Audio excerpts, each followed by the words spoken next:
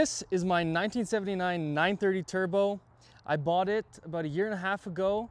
I had it for like a week and then we found a cracked head stud. So I basically said to myself, okay, if I'm gonna rebuild a 930 Turbo, I'm gonna make it my dream one. It is a US spec 930. It was originally sold in Texas. It is an original metallic black car on lobster interior. So it was repainted in its original color. When I got the car, it had almost exactly 68,000 miles on it, and right at 68,000 is when I stripped it. We could have reset the odometer to 0 considering it was a full restoration, but I kind of like the idea of knowing exactly how many miles is on the car. So currently it's 68, I think 700, so there's only 700 miles on the build. So I had a 2012 GTR a few years ago, and it had like a stage 2 Cobb tune on it. And one thing that I thought was so cool was on the cruise control button, you could hold the cruise control down and then like mash the pedal and it would build boost and do like a rolling launch control. And I thought, how cool would it be to have like that kind of tech in a vintage turbo?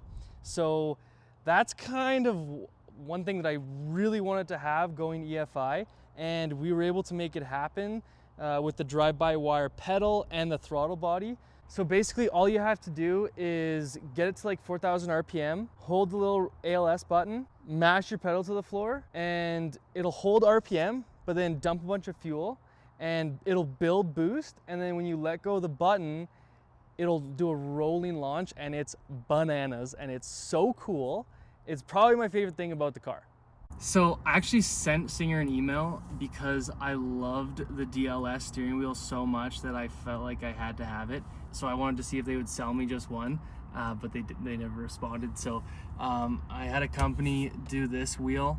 It's got leather on the outside. It's actually made from a Momo frame, and then they wrapped it in carbon and then put this leather on the outside. I wasn't sure how it was going to turn out, but it is so comfortable in your hands and it looks wicked.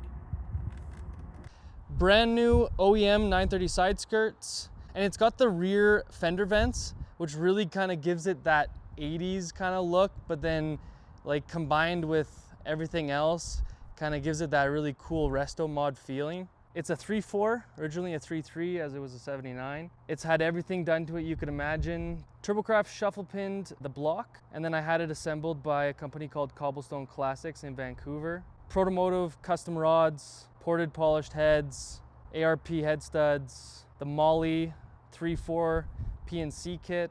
And then the best part is that it was converted to EFI.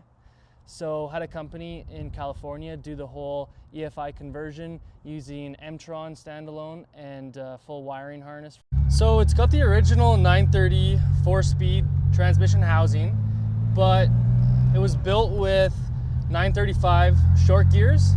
So combine that with a 3.4 and a turbo that spools relatively quick, it's so responsive. It's perfect for the street in my opinion.